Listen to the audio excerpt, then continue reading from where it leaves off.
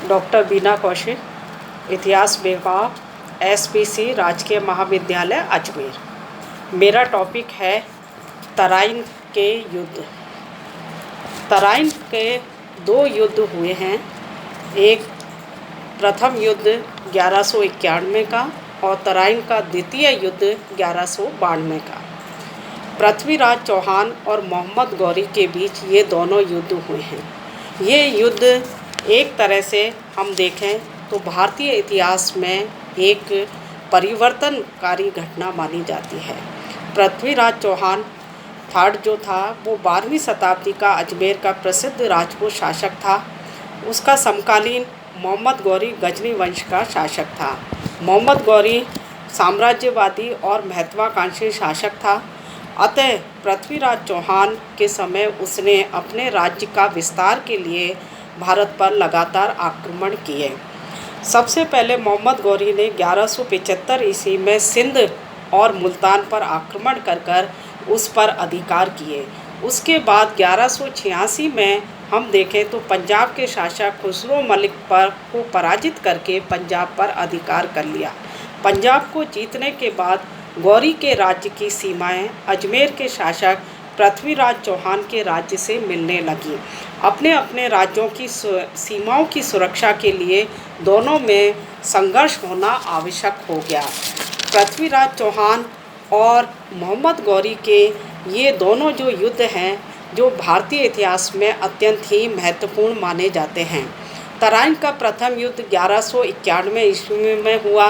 उसके प्रमुख कारणों में हम देखें तो प्रमुख कारण दोनों की साम्राज्यवादी विस्तारवादी नीति थी।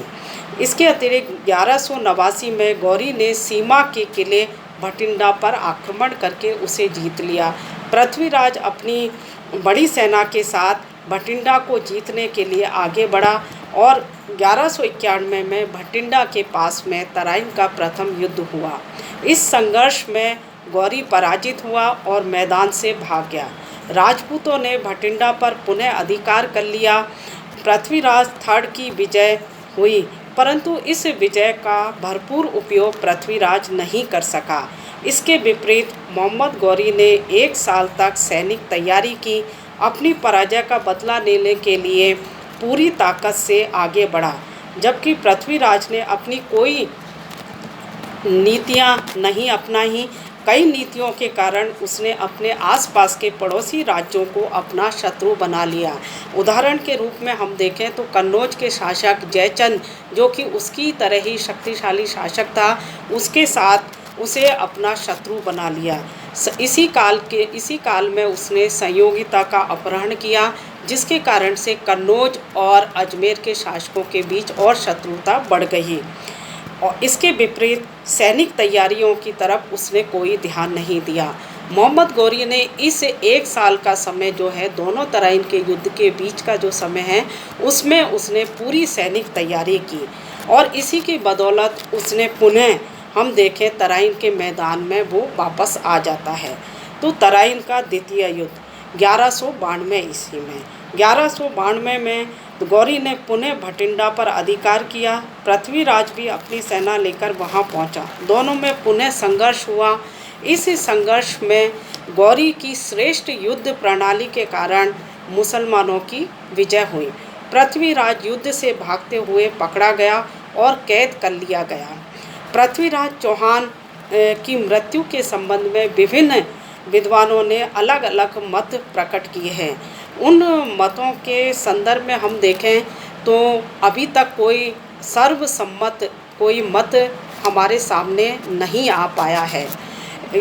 कुछ मत जो मुस्लिम इतिहासकार देते हैं उसके अनुसार हसन निजामी का मत है कि उसने गौरी की अधीनता स्वीकार कर ली थी, इसलिए उसे मृत्यु दंड दे दिया गया।